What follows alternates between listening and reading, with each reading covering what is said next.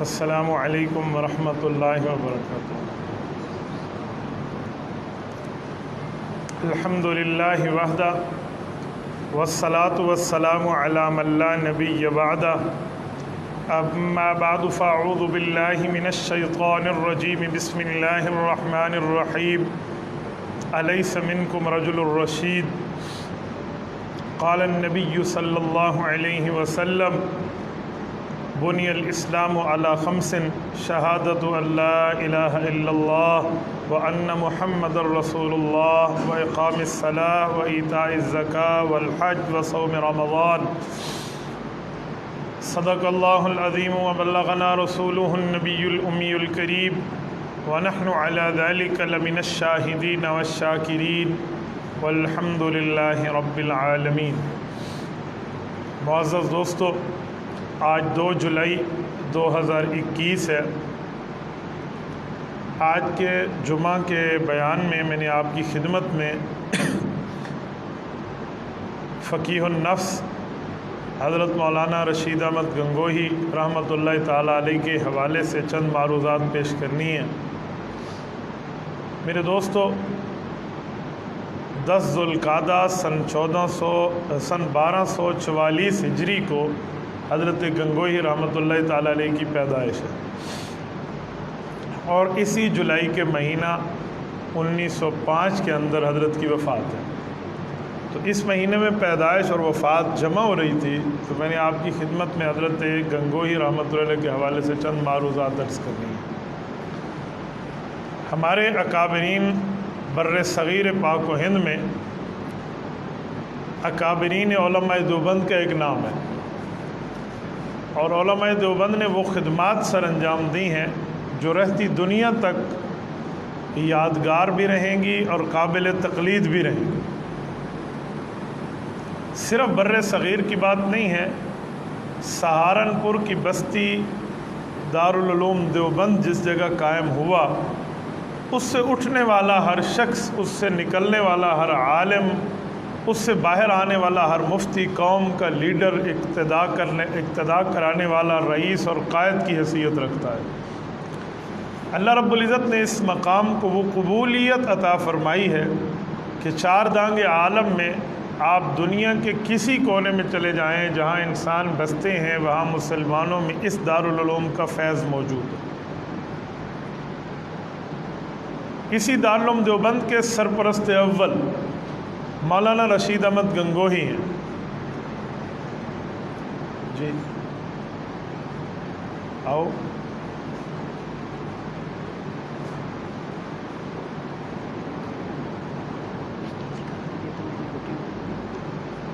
یہ بس میرے کو پوچھنا ضروری ہے۔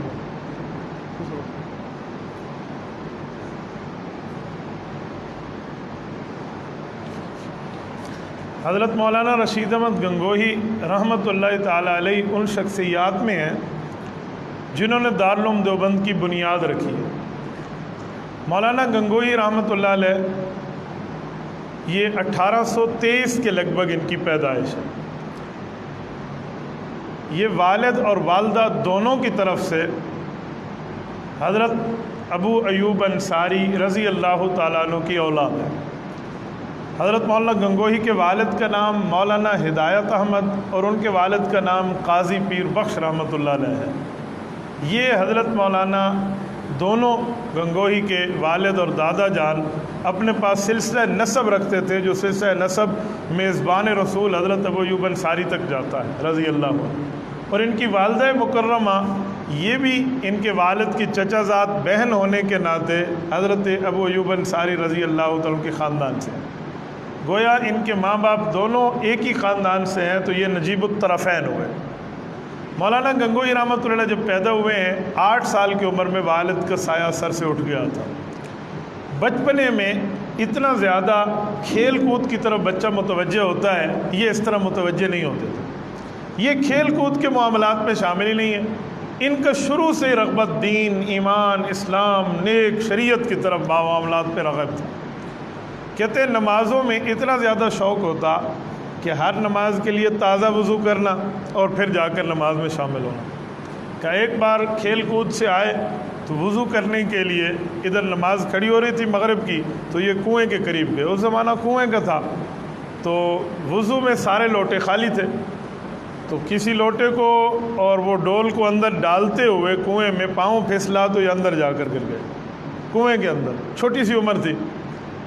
اس زمانے میں کوئی شور و غل کا زمانہ تو تھا نہیں، جو نمازی نماز کے لیے کھڑے ہو چکے تھے جماعت، انہوں نے بمشکل نماز پوری کی اور دھڑام کی جو ایک آواز سنی تو بھاگے بھاگے آئے اور دیکھا کہ کوئی گرا ہے، یہاں کون گرا ہے؟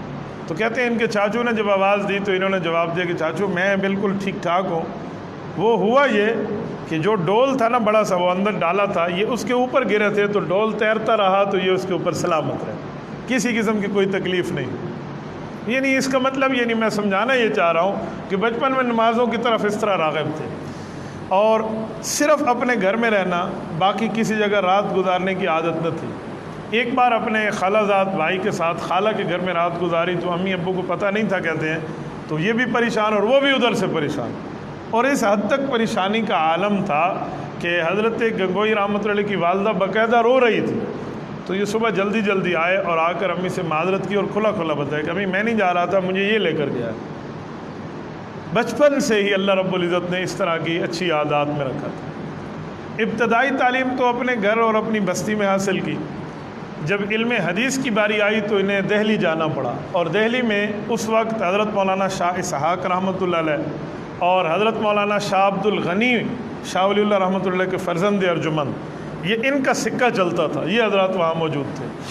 تو ان حضرات کا معاملہ، پھر اس کے ساتھ حضرت مولانا مملوک علی رحمۃ اللہ علیہ، مولانا یعقوب نانوتوی دارالعلوم دیوبند کے مدرس ہیں، ان کے والد مکرم، تو ان کے ہاں ایک عرصہ جا کر پڑھا ہے اور علم حدیث کو حاصل کیا، اور یہیں پر 4 سال حضرت مولانا محمد قاسم نانوتوی رحمۃ اللہ علیہ کے ساتھ ان کا زمانہ طالب علمی گزرا ہے۔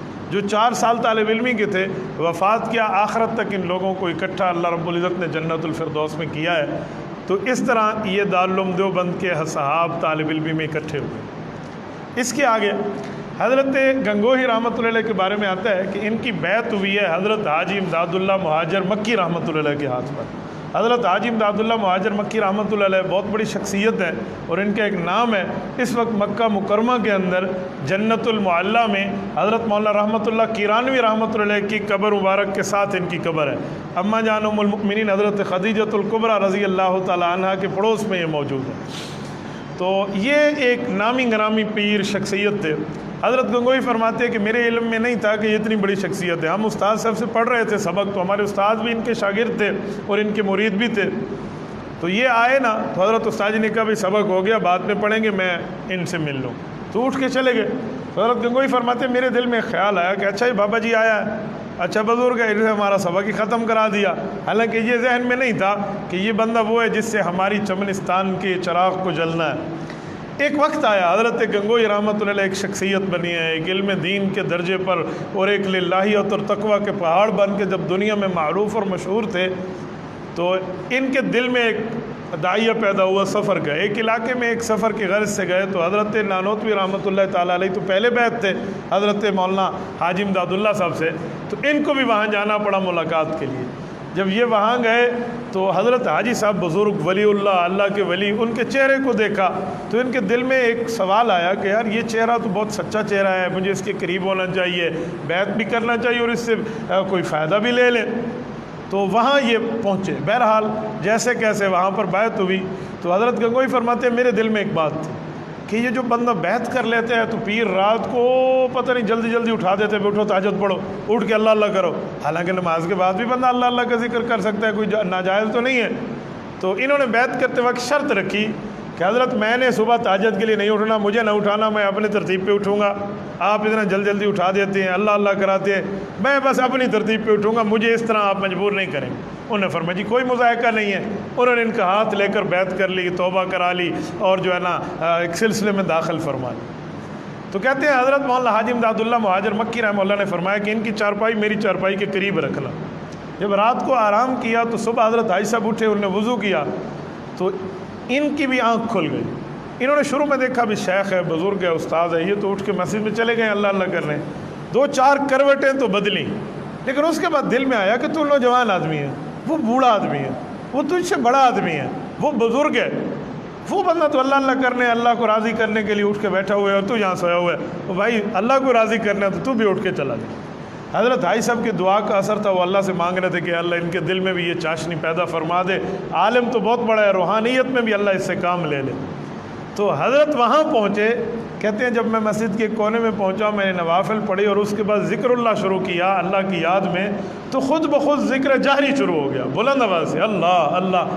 تو اس وقت نہ کسی کی نیند خراب ہو رہی تھی، نہ کسی کی نماز، ہر بندہ اپنے اپنے ذکر میں لگا ہوا تھا۔ تو کہتے ہیں وہ وقت ایسا رہا کہ آج تک ذکر اللہ بھی نہیں چھوٹا اور تہجد بھی اللہ نے نہیں چھوڑا، اچھا آخر وقت تک۔ تو ان سے ایک بزرگ نے پوچھا کہ آپ تو حاجی صاحب کو عجیب کہتے تھے کہ یہ آیا ہمارے سبق کو ختم کرا دیا، جب آپ حاجی صاحب سے ملے تو ان کی باتیں کیسے مانی؟ انہوں نے کہا ملا نہیں، ملنے کے بعد میں اس کی باتوں پہ مر مٹا، یعنی اتنا میرا ان کے ساتھ تعلق رہا۔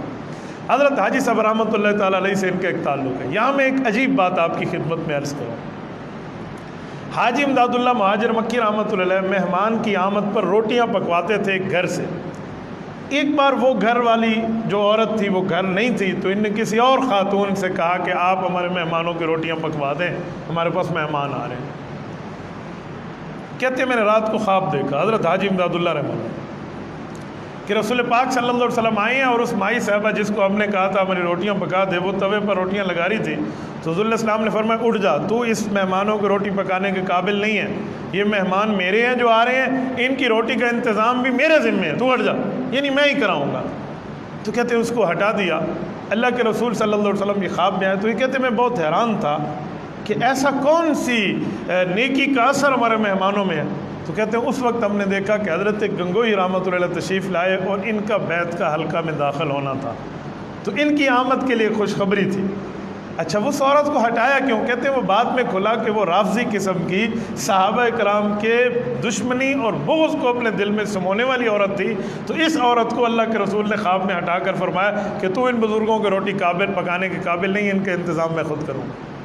حضرت گنگوہی رحمۃ اللہ علیہ کی بیعت کی ایک چیز۔ اچھا اس کے ساتھ میں آپ کی خدمت میں ایک مزید بات عرض کرتا ہوں۔ حضرت گنگوہی رحمۃ اللہ علیہ کا نکاح جو ہوا ہے نا، وہ نکاح بھی اپنے ماموں کی بیٹی سے ہوا ہے۔ ان کے ماموں تھے مولانا محمد نقی صاحب رحمہ اللہ، ان کی بڑی صاحبزادی سے ان کا نکاح ہے۔ اچھا جو ان کے نکاح میں خاتون آئی ہیں، ماموں کی بیٹی ہیں، ان کی والدہ بھی تو حضرت ابو ایوب انصاری کی اولاد جیسے حضرت ان کے والد، تو ماموں کی بیٹی بھی تو وہی ہے نا۔ تو اللہ نے ان کا رشتہ بھی اسی خاندان میں کرایا جس خاندان کو حضرت ابو ایوب انصاری رضی اللہ عنہ کے خاندان ہونے کا شرف حاصل۔ حضرت ابو ایوب انصاری سے کون بد نصیب ہوگا جو ناواقف ہوگا؟ میزبان رسول ہیں، رسول اللہ صلی اللہ علیہ وسلم کی میزبانی کا مدینہ منورہ میں حق ادا کیا ہے، رہائش کے انتظام کے لیے سارا معاملہ کیا، جتنا تک وہ دو محنت کوشش سے ہو سکا، بلکہ اس سے بڑھ کے اللہ کے رسول صلی اللہ علیہ وسلم کے ٹھکانہ دینے میں انہوں نے اپنی جگہ عطا فرمائی۔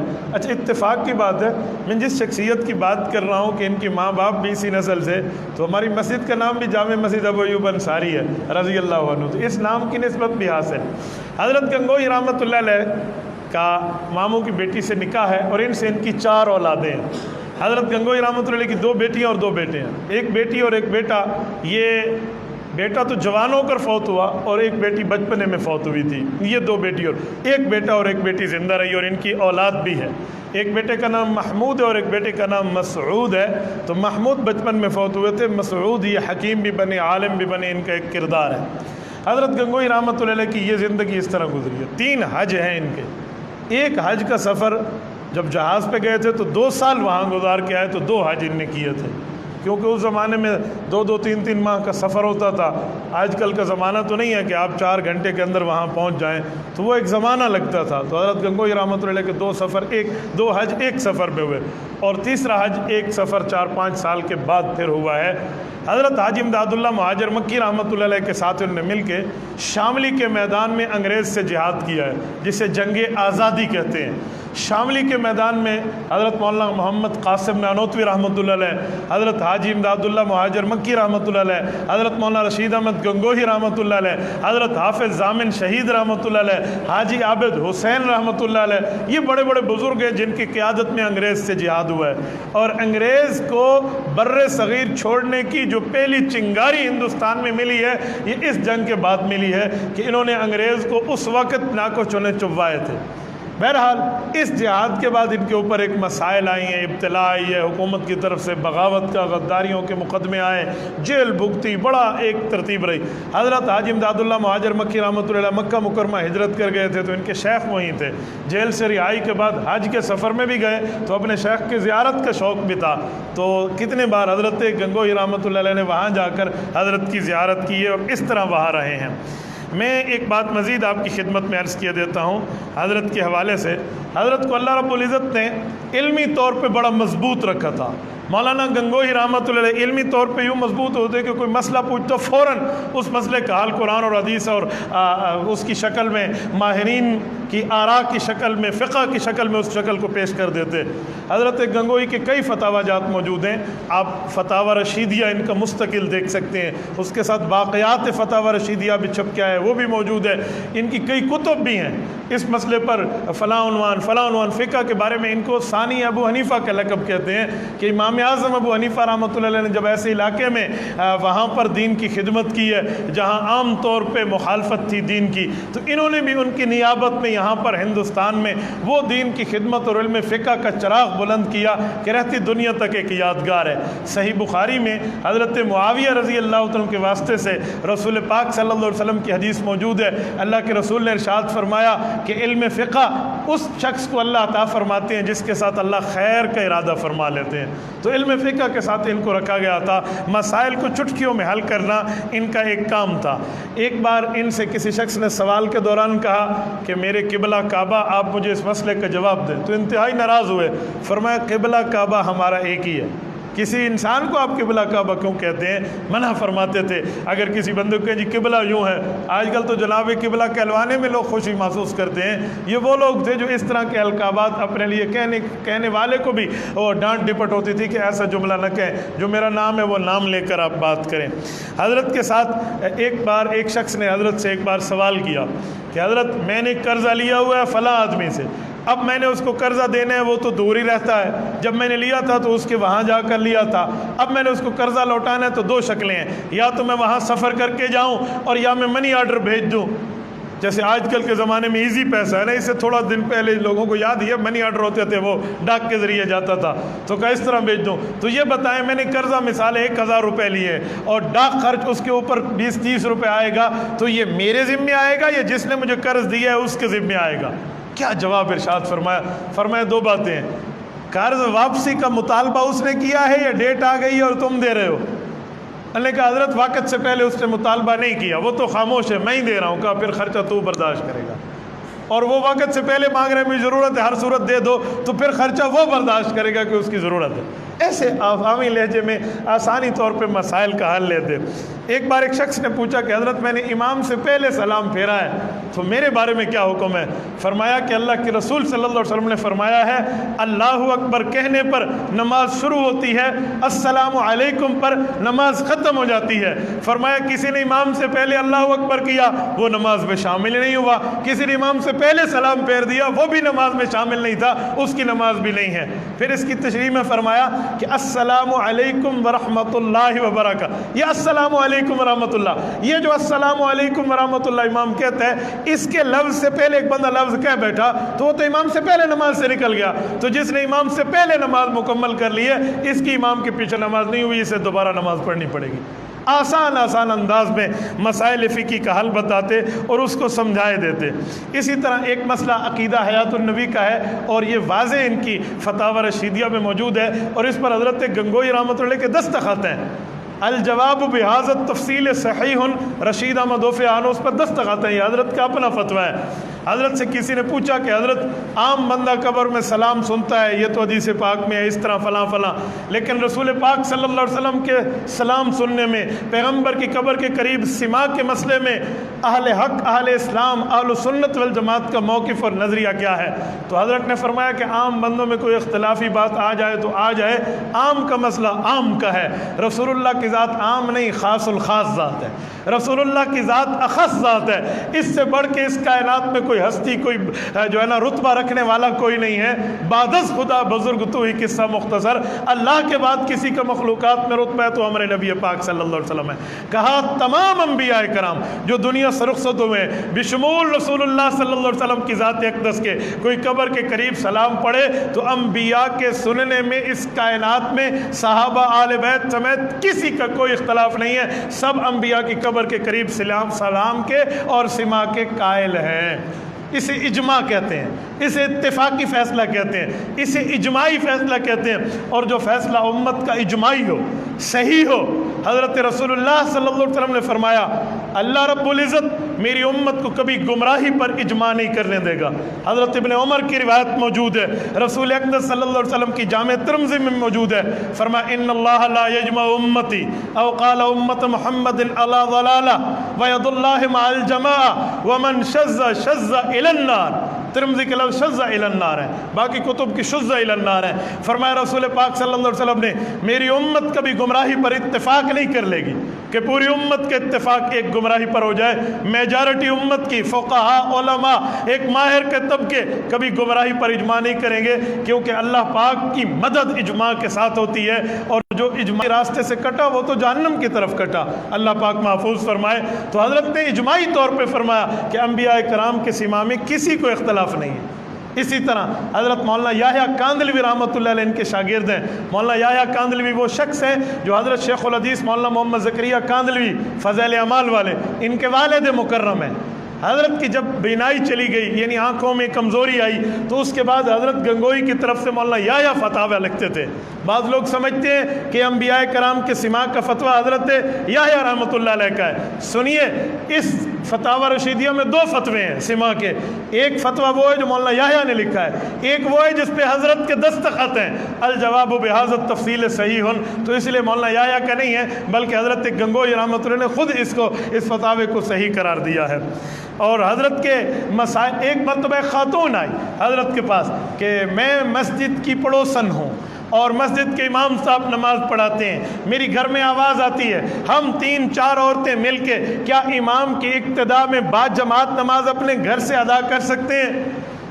شامیہ کے مسئلے کو بڑی آسان طور پہ حل فرمایا کہ یہ تجری فیہ العجلہ، اس جزیے کو سامنے رکھ کے حضرت نے جواب دیا کہ میری بہن، اگر آپ کے اور مسجد کے درمیان کوئی ایسا راستہ موجود ہے جس میں کوئی ریڑھی گاڑی چل سکتی ہے تو آپ مسجد کے ساتھ متصل نہیں ہیں، آپ جماعت سے نماز نہیں پڑھ سکتی۔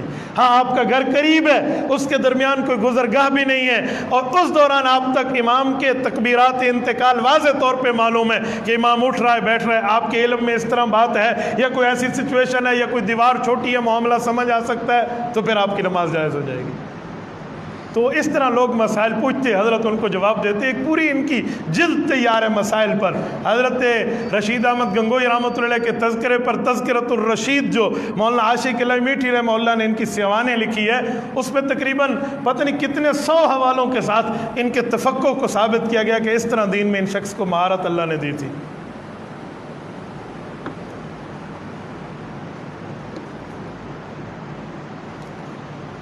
حضرت گنگوہی رحمۃ اللہ علیہ کو اللہ پاک نے وہ مرتبے عطا فرمائے تھے کہ بڑے بڑے اہل علم، جبال العلم، علم کے پہاڑیاں ان کے قدموں میں آ کر بیٹھے اور ان سے علوم حاصل کیا۔ جس شخصیت کا نام دنیا میں آج گونج رہا ہے، شیخ الہند مولانا محمود حسن رحمۃ اللہ علیہ، لوگ ان کو محمود الحسن پڑھتے ہیں، الحسن پہ الف لام حضرت شیخ الہند کے نام میں نہیں ہے۔ ویسے محمود الحسن نام ٹھیک ہے لیکن حضرت کے نام میں محمود الحسن نہیں ہے، محمود حسن ہے۔ شیخ الہند مولانا محمود حسن رحمۃ اللہ علیہ، شیخ الہند وہ ہیں جو حضرت تھانوی، حضرت مدنی، حضرت کشمیری، حضرت عثمانی، مفتی کفایت اللہ دہلوی رحمہ اللہ کے استاذ ہیں، یہ ان کے شاگرد ہیں۔ حضرت گنگوہی سے انہوں نے پڑھا ہے۔ اسی طرح حضرت مولانا محمد احمد نانوتوی رحمۃ اللہ علیہ، یہ حضرت مولانا قاسم نانوتوی رحمۃ اللہ علیہ کے فرزند ارجمند ہیں، ان کے بیٹے ہیں۔ قاری محمد طیب قاسمی رحمہ اللہ کے والد مکرم ہیں، یعنی حضرت مولانا علاؤ الدین رحمۃ اللہ علیہ ہمارے ڈی خان کی شخصیت، ان کے دادا استاذ بنتے ہیں وہ، یہ بھی حضرت گنگوہی کے شاگرد ہیں۔ اور حضرت مولانا خلیل احمد سہارنپوری رحمۃ اللہ علیہ، شیخ زکریا رحمۃ اللہ علیہ فرماتے ہیں میرے شیخ، میرے پیر، میرے بزرگ مولانا خلیل احمد سہارنپوری، جن کی قبر مبارک مدینہ منورہ میں رسول اللہ کے قدموں میں موجود ہے، جنت البقیع میں۔ مولانا خلیل احمد سہارنپوری ایک نام ہے، میں کوشش کروں گا کہ اگلے جو میں اس پر بات کروں، ان کی وفات بھی ذوالقعدہ میں ہے۔ حضرت مولانا خلیل احمد سہارنپوری رحمۃ اللہ علیہ جیسا شخص بھی ان کا شاگرد ہے، اور حضرت مولانا شاہ عبد الرحیم رائے پوری رحمۃ اللہ علیہ، رائے پور خانقاہ کے چشم و چراغ، حضرت حاجی عبد الوہاب رحمۃ اللہ علیہ کے دادا پیر بنتے ہیں حضرت شاہ عبد الرحیم رائے پوری رحمہ اللہ، یہ بھی ان کے شاگرد ہیں۔ اس طرح بڑے بڑے حضرات حضرت سے پڑھے ہیں اور حضرت کے علوم کو لے کر دنیا میں گئے ہیں۔ حضرت مولانا حسین علی الوانی رحمۃ اللہ علیہ، ہماری میاں والی کے قریب یہاں وہاں بچ رہا ہے، یہ شخصیت شمس المفسرین، یہ بھی ان کے شاگرد ہیں۔ لیکن افسوس ہے حضرت مولانا حسین علی الوانی رحمۃ اللہ علیہ کے چند لوگ نام تو لیتے ہیں کہ وہ حضرت الوانی ہمارے بڑے ہیں، وہ حضرت الوانی رحمۃ اللہ علیہ کے عقیدے سے انکار کر دیتے ہیں۔ مولانا حسین علی الوانی رحمۃ اللہ بہت بڑے بزرگ ہیں، 1944 میں ان کی وفات ہے، تفسیر کے ماہر، حدیث کے ماہر، علوم شریعت کے ماہر، لیکن چند ماننے والے حضرت مولانا الوانی کو فرماتے ہیں کہ یہ حیات النبی کے منکر تھے اور رسول اللہ صلی اللہ علیہ وسلم کے سلام کے قائل نہیں تھے، حالانکہ ایسی بات نہیں ہے۔ حضرت مولانا حسین علی الوانی رحمہ اللہ نے وفات کے وقت جو آخری کتاب املا کرائی ہے، لکھوائی ہے، اس کا نام ہے تقریرات حدیث، تحریرات حدیث میں حضرت نے باقاعدہ 2 جگہ تحریر فرمایا ہے کہ رسول پاک صلی اللہ، ایک جگہ لکھا کہ حضور پاک علیہ السلام کی صحیح حدیث سے حضرت ابو ہریرہ فرماتے ہیں رسول اللہ صلی اللہ علیہ وسلم نے فرمایا جب میں میری قبر کے قریب کوئی سلام پڑھے گا میں اس کو خود سنوں گا، جو دور سے پڑھے گا فرشتے پہنچائیں گے۔ ایک شخص مجھے کہنے لگا آگے پڑھو نا، آگے کیا لکھا ہے؟ میں نے کہا آپ پڑھا دیں۔ کہتے ہیں آگے لفظ لکھا ہے کہ اگر زندہ رہا تو اس پر اور تفصیل دوں گا۔ میں نے کہا جی ہاں لکھا ہے۔ کہتے ہیں اس کا مطلب یہ حدیث ٹھیک نہیں تھی۔ میں نے کہا حیا کر، اگر ٹھیک نہ ہوتی تو کہتے ہیں میں آگے اور تردید لکھوں گا۔ انہوں نے تردید نہیں کہی، تفصیل کہی ہے، تو نے تفصیل کو تردید بنا دی ہے۔ اور تفصیل اور تردید میں تمہیں فرق ہی نہیں نکلتا۔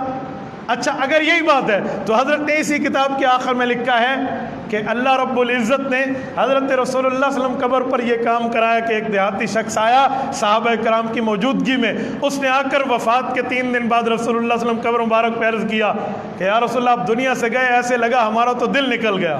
بس ایک ہی بات ہمیں نظر آتی ہے، قرآن نے کہا گناہگار خود توبہ کر کے حضور کے پاس آئے، حضور دعا کریں گے اللہ معاف کرے گا، تو جئتک مستغفرا لذنوبی ومستشفعا بک الی ربی، میں آپ کے پاس آیا ہوں، خود بھی گناہوں کی معافی مانگ چکا ہوں۔ قرآنی آیت کے مطابق واستغفر لهم الرسول لوجدوا اللہ توابا رحیما، آپ دنیا میں ہوتے تھے معافی کی دعا کرتے تھے، اللہ آپ کے ذریعے مجھے بھی یہ شرف عطا فرما دے۔ تو کہتے ہیں حضرت رسول اللہ قبر مبارک سے اس کو تسلی دی گئی انہو قد غفر لک، اللہ نے تیری بخشش فرما دی ہے۔ تو یہ بھی حضرت الوانی رحمہ اللہ نے وہاں لکھا ہے، تو اس سے پتہ چلا کہ وہ حیات النبی کے اور سباع النبی کے قائل ہیں۔ تو حضرت مولانا رشید احمد گنگوہی رحمۃ اللہ علیہ نے بہت بڑی علم حدیث پر، علم فقہ پر، علم شریعت پر، علم دین پر، علم قرآن اور تفسیر پر ایک انمٹ نقوش چھوڑے ہیں جو رہتی دنیا تک اس چیز کو یاد رکھیں گے۔ حضرت مولانا کا نظریہ یہ تھا کہ جو شخص حضرت امام اعظم ابو حنیفہ رحمۃ اللہ علیہ کے خلاف بات کرے، تقلید کو شرک کہے یا اس طرح بدعتیں بجا لائے، فرمایا صحیح العقیدہ آدمی کو ایسے بندے کے پیچھے نماز نہیں پڑھنی چاہیے۔ اپنی نماز کو جیسے صحت کو تندرست رکھتے ہو، نماز کی اقتدا کو بھی تندرست رکھو۔ قادیانیت کا فتنہ حضرت گنگوہی رحمۃ اللہ کی زندگی کا آخر تھا اور اس فتنہ پروان چڑھ رہا تھا۔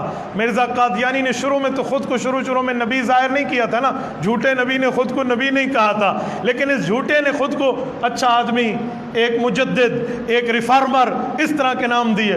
آخر زمانہ حضرت گنگوہی کا تھا تو اس کی نبوت کی باتیں چلنے لگی، تو حضرت نے جو فتویٰ اس کے لیے تحریر فرمایا وہ یہی تھا کہ اس بے ایمان سے خود بھی بچیں اور امت کے ایمان کو بچائیں۔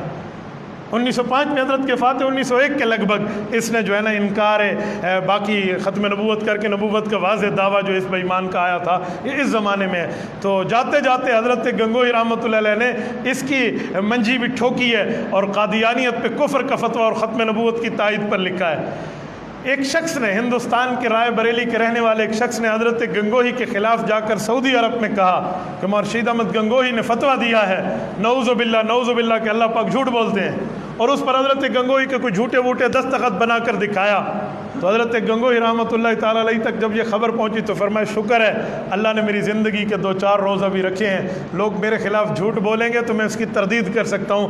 حضرت نے فرمایا نہ یہ میری مہر ہے نہ یہ میرے دستخط ہیں، میں نے تو انہیں دستخط کیے ہیں نہ یہ فتویٰ دیا ہے۔ مسلمان کیسے کہہ سکتا ہے کہ اللہ جھوٹ بولتے ہیں؟ ہم تو نبی کی ذات کے لیے بھی جھوٹ ہونے کے قائل نہیں ہیں کہ جو پیغمبر کو جھوٹا سمجھے اس کا باؤنڈری آف دا اسلام سے کوئی واسطہ ہی نہیں ہے، وہ دائرہ اسلام سے باہر ہے۔ تو کہا جو نبی کی ذات ہے ہم اس کے لیے یہ کہتے ہیں چہ جائے کہ اللہ رب العزت کی ذات اقدس کے بارے میں، رب العزت کے بارے میں ایسا غلط فتویٰ ہماری طرف منسوب کر دیا جائے، تو حضرت نے اس سے اعلان برات کیا اور اعلان برات کر کے اس کی تردید کی ہے۔ پتہ نہیں یار لوگ آج تک اس جھوٹے فتوے کو پھیلاتے ہیں۔ کل بھی جب ہمارا یہ اشتہار انٹرنیٹ پر اپلوڈ ہوا تو مجھے ایک دوست کی کال آئی کہ مولانا مجھے ایک شخص نے فون کیا کہ مفتی عبدالواحد قریشی تو کل جمعہ پڑھائیں گے مولانا رشید احمد گنگوہی کے حالات اور کردار اور حیات اور کارنامے پر، تو گنگوہی صاحب کا تو فتویٰ تھا کہ اللہ نعوذ باللہ جھوٹ بولتا ہے، تو کل اس کے بارے میں بھی بات کر دیں۔ میری عادت نہیں تھی میں اس طرح کی جھوٹی باتیں کی تردید کروں، جھوٹ جھوٹ ہی ہوتا ہے، پکڑا جاتا ہے، لیکن میں نے سوچا کہ آج تک لوگ اس جھوٹی بات کو پھیلاتے پھر رہے ہیں تو اس کی وضاحت بھی کر دینی چاہیے کہ ایسی کوئی بات نہیں ہے، یہ جھوٹ اور الزام ہے جو اللہ والوں پہ لوگوں نے لگایا ہے۔ اور سنیں یہ الزامات پیغمبر کی ذات پر بھی لگے تھے۔ ان ھذان لساحران یریدان، فرعونیوں نے الزام لگایا تھا حضرت موسیٰ علیہ السلام، حضرت ہارون علیہ السلام پر کہ یہ نبی نہیں ہے، جادوگر ہے، ہمیں ہمارے شہر سے نکالنے آئے ہیں۔ لساحر کذاب کہہ کر پیغمبروں کی ذات کو مخاطب کیا گیا، انہو لمجنون کہہ کر رسول پاک صلی اللہ علیہ وسلم پہ کیچڑ اچھالا گیا۔ تو جب نبی کی ذات پہ یہ ہے تو علماء، سچے علماء، اہل حق علماء نبی کے وارث ہیں، تو نبی کی وارث پر بھی شیطانیت والے بولتے رہیں گے۔ یہ یاد رکھیں، یہ وہ کہتے ہیں نا کہ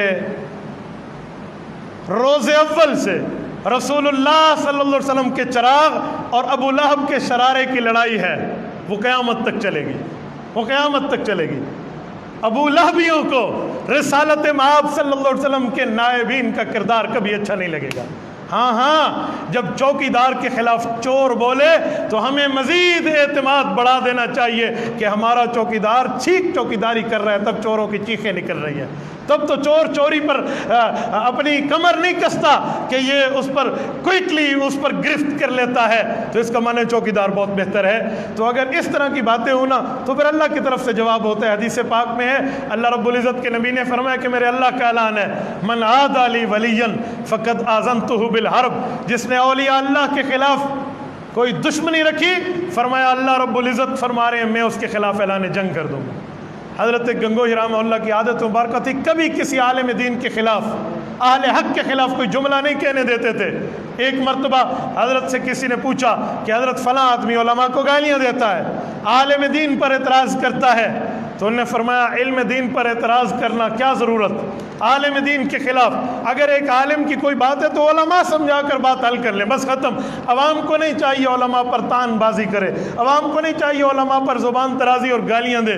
تو حضرت نے ایک مرتبہ، ولی اللہ تھے نا، کشف کا ایک چیلنج فرماتے ہوئے اپنی ایک بات کا ارشاد فرمایا کہ میں اللہ پہ یقین رکھ کے کہتا ہوں جو علماء کے خلاف تان کرتا ہے اس کے مرنے کے بعد اس کی قبر کو کھولو، اس کے چہرے کو اللہ قبلے سے دور کر دیں گے، نہ کیا ہو تو فرمایا جو سزا ہمیں دینا ہمیں دے دینا۔ ایک وجد میں آ کر ایک بات حضرت نے ارشاد فرمائی تھی، تو ہمیں اہل دین کی علماء کی قدر کرنی چاہیے۔